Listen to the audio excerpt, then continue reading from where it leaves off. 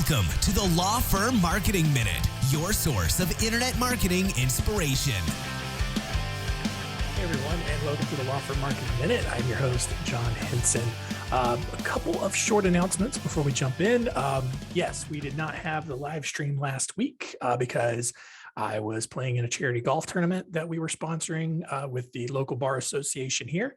Also not going to be able to do it this week because I will be at PodFest in Orlando. So huge podcasting conference. If you're going to be there, let me know. We can hang out a little bit.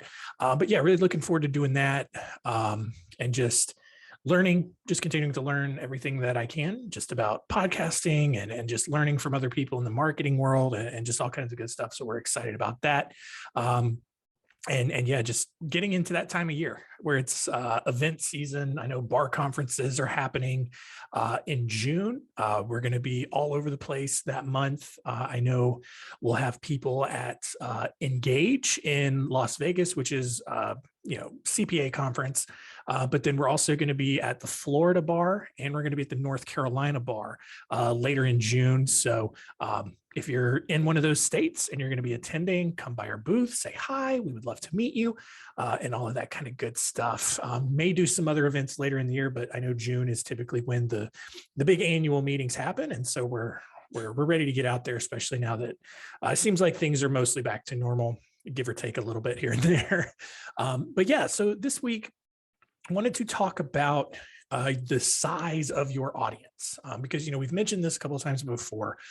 And for the majority, I think, of most marketers, the focus is on going out and generating leads. And then obviously, what does that mean? When you get all this contact information, your Rolodex, your contact list, it grows and grows and grows over time.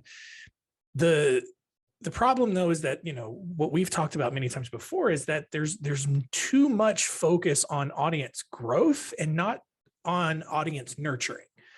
And I think you have to have a good balance of the two. Like if you're going out and you're generating 100 leads a month, but only 3 or 4 of those convert into clients, sure, that might be good enough to sustain your business, to make enough revenue and to make enough profit to make you happy, but it's very clunky and it's very inefficient. You don't want a 3 or 4% conversion rate. You just don't.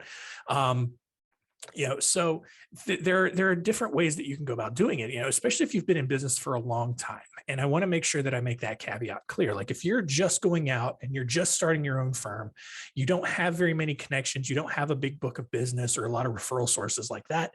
Yeah, you may need to, at least early on, focus on some major lead generation efforts. But once you build up your contact list, and it only has to be a couple hundred, a couple hundred people, if that, that's when you really need to make sure that you're focusing on nurturing. I'm sure you've seen statistics all over the place. It's like 5 times more expensive to generate cold leads than it is to market to your existing list. And there's a reason for that. Once you generate the lead, the hard part's over, in terms of spending the money. At that point, when you're nurturing, you're just creating content. You're creating informative content. You're creating touch points that moves the needle, that moves things forward. And just not enough people are doing that. And so it's not really their fault. There's not enough messaging and not enough focus on the nurturing side of things. So you get your contact list.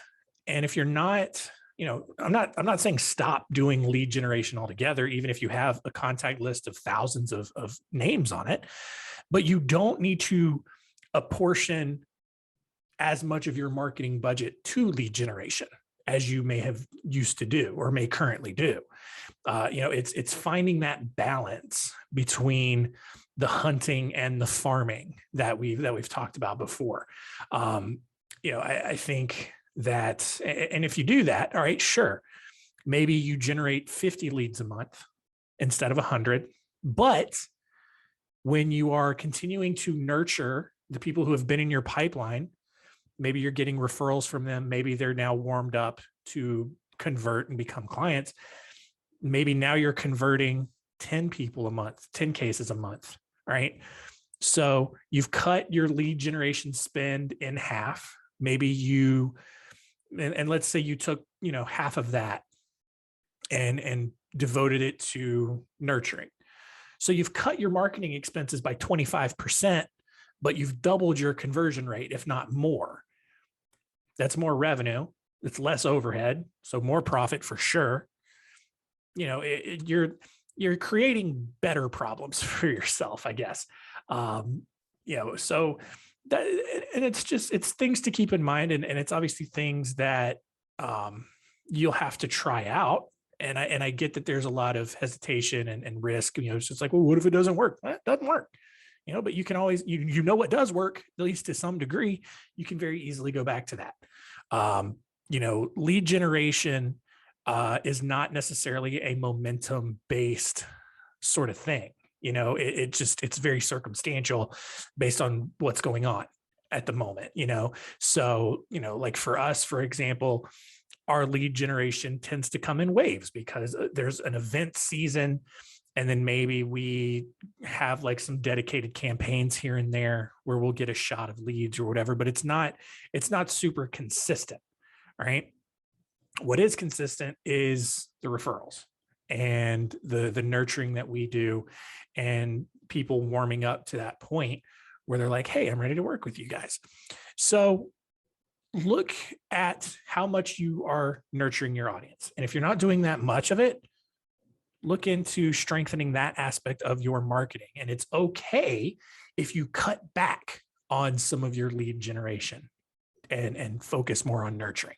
Because, and look, and I mean, I'm making this very clear. I'm not saying you have to stop lead generation altogether, but at a certain point, depending on your market size, depending on how big your list is already, you're not going to be able to generate as many leads as consistently as you did before, especially if you're in a smaller market.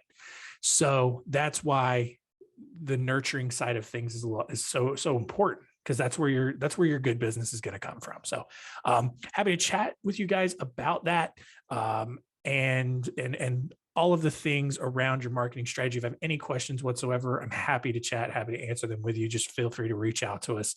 But yeah, that's going to do it for us this week. We'll see you next week.